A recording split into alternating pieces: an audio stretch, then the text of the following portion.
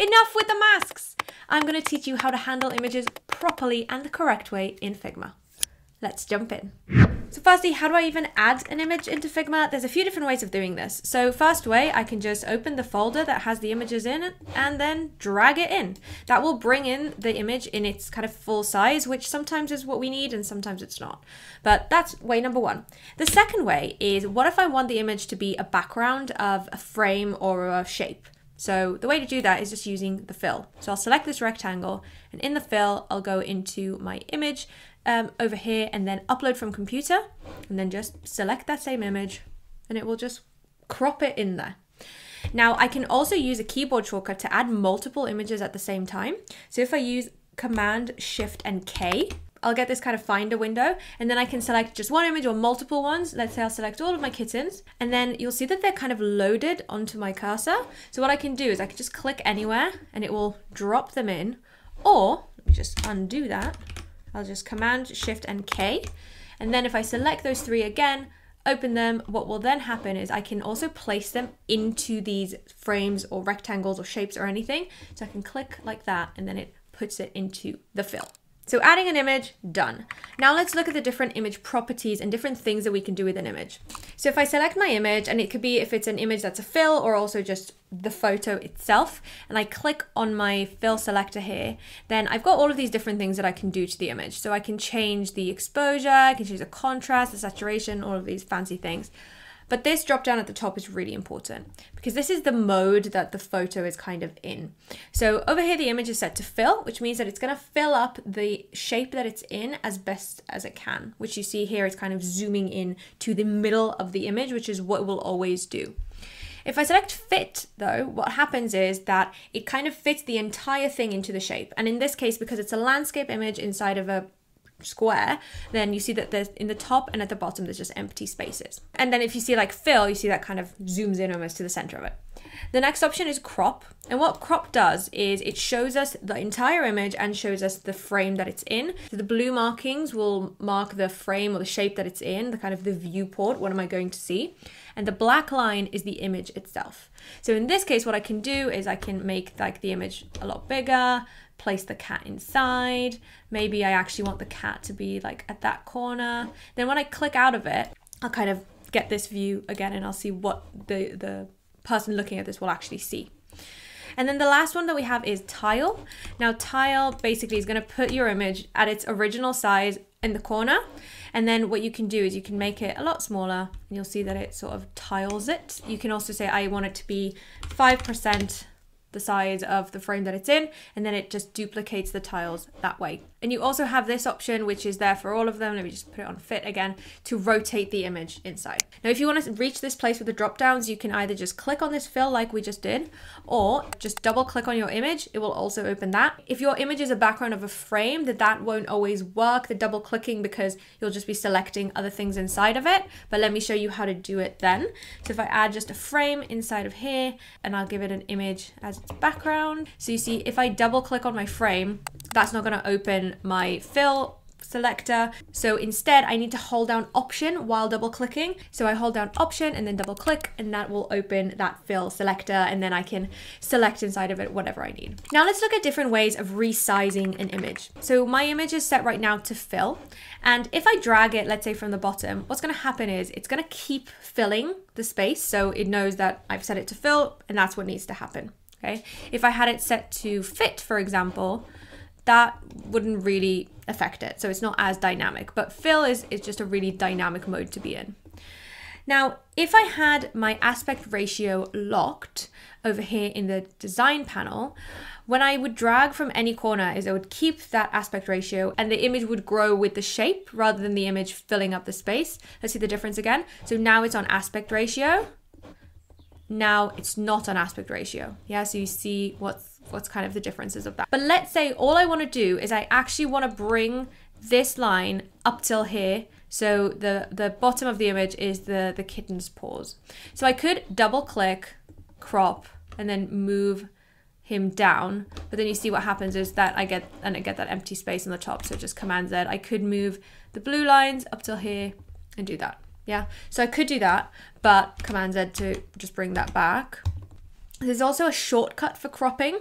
So if I select my image, hold down Command, and then just drag, I'm kind of doing cropping without having to go into the crop mode, which is really great because then I can, you know, just crop from the side here, crop from the top. But if I wanted to move the image inside like I can with that crop selector, then I'd have to double click to get into it. Yeah. So if I want to crop the viewport, I can do that without having to go into that picker just by holding down Command. But if I want to move the image around, I do need to double click or select here to move it in the space. Now let's look at some unusual shapes, because this is where I see a lot of people using masks where you really don't need to use masks. Already this whole crop thing, I hope is helping you to understand that you don't need to mask just to get a specific place in the image. You can just crop it and move it around as you need to. The same principles work if I'm using a circle or even like a really wonky shape like this one. So I'm going to select my circle over here and then select an image from my computer. Let's say this cute little puppy.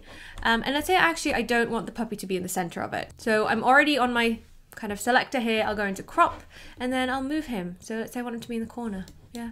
Or I want him to be just down here, and you see that now I can see that there's going to be some empty space, so I might need to make this a bit bigger. Yeah, there we go, done. No masks. Okay, and the same thing is true for this. Okay, I'm going to use my keyboard shortcut, Command Shift and K, and then let's grab these two cute kittens and just place them in there. See, okay, both of them are out of view. I don't like that, so I'll double click. Oh, another place where double clicking doesn't work because it's a shape that has funky like points and stuff, so that will open that. So we know what to do, just hold down Option and double click.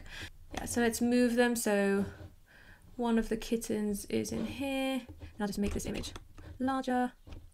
Yeah, like that. Let's say that's what I need, okay? So all you need is cropping in order to get these images into these fun shapes. Now let's look at how I can copy images and use them in other places. So let's say I've got this cat and I don't know where I got it from. It's not saved on my computer, but I want to get this cat into this circle. So what I can do is I could just copy the properties and paste them onto the circle because I don't have this image anywhere. So how am I going to select it as the fill? So all I do is select my cat, right click, copy properties, and then paste those properties onto wherever I need them to be. Done. Yeah. So you don't have to have the photo saved on your desktop in order to use it. Easy peasy. Now we get into some issues with this though, because for example, let's say I've got these cats and I want to put them into this rectangle. So if I do the same thing, copy properties, paste properties, and I'm going to use the shortcut. So Command Option C and then Command Option V.